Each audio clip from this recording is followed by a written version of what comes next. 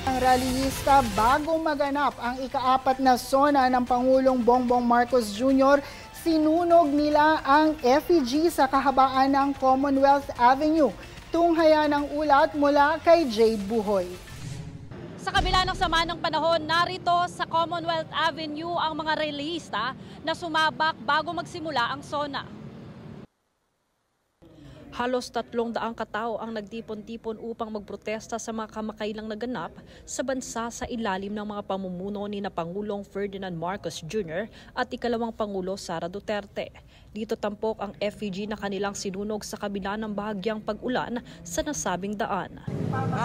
Tema ng ating effigy ay mga halimaw ng ating bayan na pangunahing nagsasamantala at nakikinapang at gumaganahan doon sa paghihirap ng mamamayang Pilipino.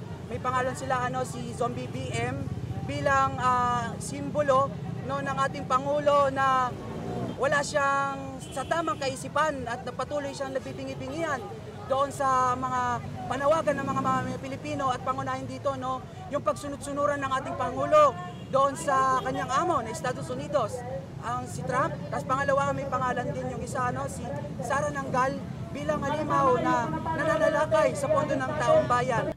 Ilan sa mga pinananawagan ng mga grupo ay ang katarungan, proteksyon sa lupa ng mga katutubo, pagtaas ng sahod, pagbaba ng presyo, reforma sa ayuda at kompensasyon, pagsulong sa lokal na produksyon at pagsasantabi ng importasyon, maging ang pambansang industrialisasyon. Ayon naman sa otoridad, pinahihintulutan ang mga rallyista sa Commonwealth Avenue lamang makapagprotesta. Samantala, ukol naman sa isyu ng pagsusunog ng effigy at epekto nito sa kapaligiran, nilinaw ng grupo ang kanilang hangarin sa likod nito. Sinasabi ng PNP, ang concern nila sa pagsusunog ng effigy ay yung environment natin. Kung tunay na concern yung ating kapulisan sa ating kalagayan ng environment, ang dapat nilang pagtuunan ng pansin at ng pagpapanagot ay yung mga tunay na salot doon sa ating bayan kung bakit may malawakang environmental problem. Jade Buhoy, nag-uulat para sa Golden Nation Network.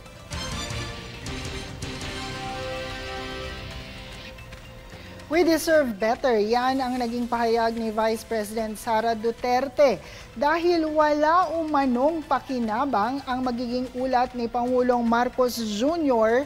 sa kanyang SONA kung hindi naman ito aabot sa mga komunidad.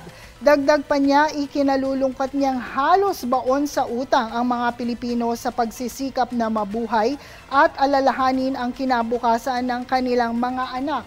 Sa halip, pangarap umano niyang hindi na isipin ng mga Pilipino ang kanilang sahod, pagkain, renta at iba pang bayarin. Samantala, una nang inihayag ng Vice Presidente na hindi siya dadalo sa ika-4 na SONA ng Pangulo.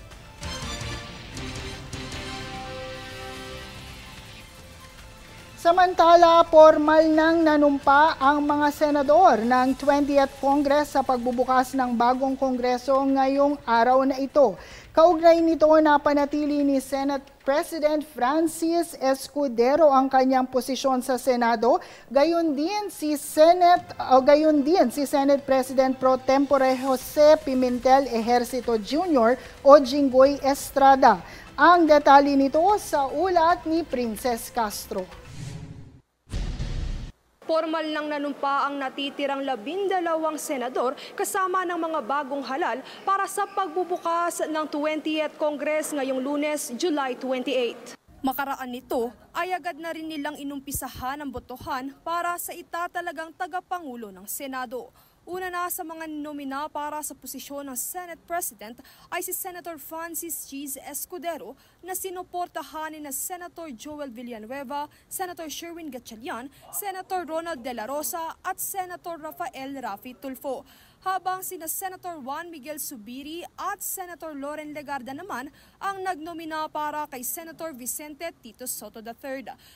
Matapos makakuha ng 19 na boto ay muling hinalal bilang Senate President si Senator Escudero habang 5 boto naman ang nakuha ni Senator Soto. Bunsod nito, pamumunuan ni Senator Soto ang minority block ng Senado kung saan kaniyang tinanggihan ang formal na panunumpa sa posisyon. Una nang ipinahayag ni Senator Risa Hontiveros ang kanyang desisyong manatili sa minorya sino man ang mamuno rito. Yan ay nakadedicate sa siguro na nasusunod ang rules of the Senate at ang tradisyon ng institusyong ito. Yan ay nakatalaga sa pag-fiscalize at pag-check and balance. Yan ay nakatalaga sa puspusang pagtatrabaho para sa ating mga kababayan. Habang sina Senator Bam Aquino at Senator Kiko Pangilinan naman ay nagdesisyong umanib sa majority block. At para naman sa posisyong Senate President pro tempore, muli ring naihalal sa posisyon si Senator Jose Pimentel Ejercito Jr.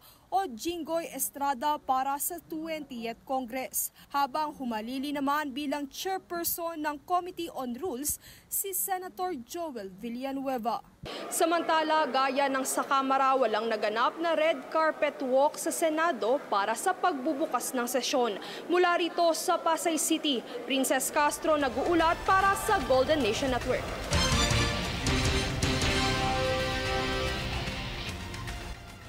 Sa pagbubukas naman ng 20th Congress na natiling haligi ng dalawang kamara, sina Senator Chis Escudero bilang Senate President at Congressman Martin Romualdez bilang Speaker of the House of Representatives. Ang iba pang detalye sa ulat ni Jovi Rodriguez. Sa kabila ng pagkadeklara ng Supreme Court na unconstitutional ang articles of impeachment na dumaan sa House of Representatives at ngayon sa Senado, nahalal sa pagbubukas ng 20th Congress sina Senator Chis Escudero as Senate President at Congressman Martin Romualdez naman para sa Speaker ng House of Representatives. Sa pamamalakad ni Senator Chis Escudero, ang Senado ay nakapagpasa ng 213 laws noong nakalipas na 19th Congress. Nakapagtalaga rin sila ng 258 resolutions at 12 international treaties. Samantala, ang House of Representatives sa pamumuno ni House Speaker Martin Romualdez ay nakapagpasa ng 280 na bagong batas at nag-set ng record na pinakamataas na bilang ng bill filed na umabot ng 13,800 na panukala. Ang dalawang liderato ng Kamara ay nagproklama oras bago mag-State of the Nation address ang Pangulo. Ito ang pang-apat na sona ni President Ferdinand Marcos Jr. na umaasang ang kasalukuyang panghalal sa dating kasangga o ang status quo sa legislatura ay magsisilbing signales ng pagpapatuloy ng kanilang nasimulan sa bayan.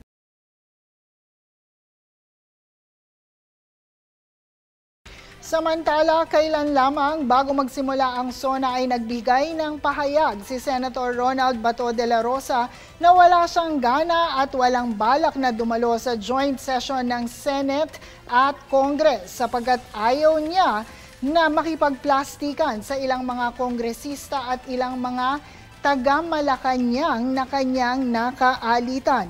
Hindi rin dumalo sa SONA sila Senator Robin Hood Padilla, Senator Bongo at Senator Amy Marcos.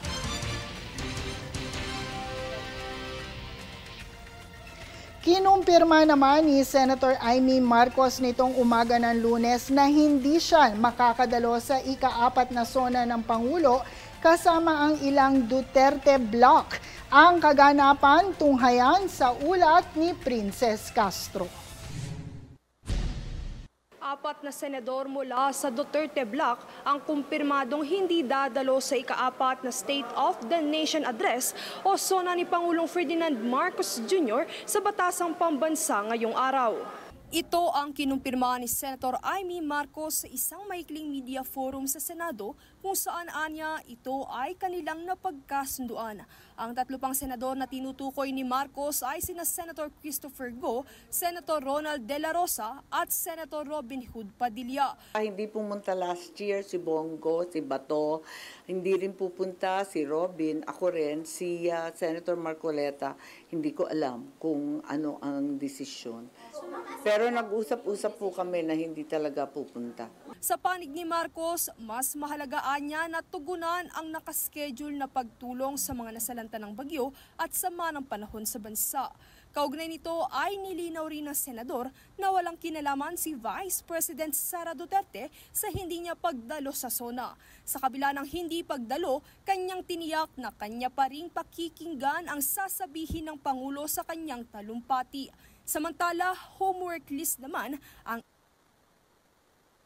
isa sa expectation ni Senator Amy na approach na gagawin ng Pangulo sa kanyang talumpati. Sa halip niya na datos, motherhood statements at kung ano-ano pa, mabutian niya na to-do list na lamang kung ano ang aksyon ang dapat na gawin kung paano susolusyonan ang mga problema na kinahaharap ng bansa ang kanyang ipresenta.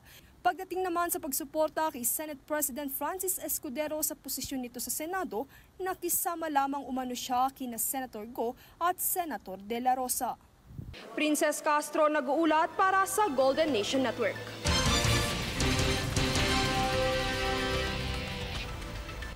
Samantala, matapos ang pagboto ng 269 congressmen, muling formal na kinilala si Leyte 1st District Representative Ferdinand Martin Romualdez bilang House Speaker for the 20th Congress. Tunghayan ang ulat ni Jade Buhoy. Muling itinalaga si Leyte 1st District Representative Ferdinand Martin Romualdez bilang House Speaker sa ika-20 Kongreso. Ito ay matapos ang pagboto ng higit sa 300 kongresista kung saan ang majority o 269 dito ay ninumina si Romualdez bilang Speaker. Ayon pa sa isa sa mga nagdomina na si Quezon 2nd District Representative David J.J. Suarez, napatunayan niya na maayos ang pamumuno sa nagdaang Kongreso. Samantala, 34 naman rito ay nag-abstain.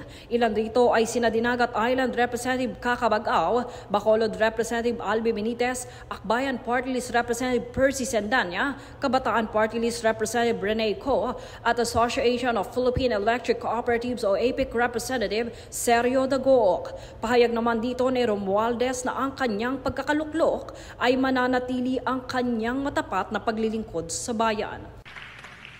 And as your Speaker, I will be here, not just to preside, but to protect. Nilinaw din niyang bagamat nirerespeto nila ang desisyon ng Korte Suprema, patuloy pa rin nilang isusulong ang pananagutan sa pamamagitan ng impeachment. Jade Buhoy, nag-uulat para sa Golden Nation Network.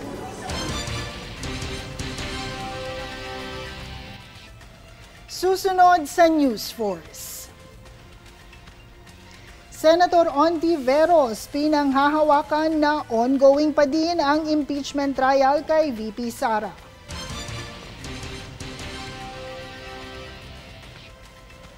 PNP Chief Torre ipinamahagi na ang naliko mula sa boxing match kahapon.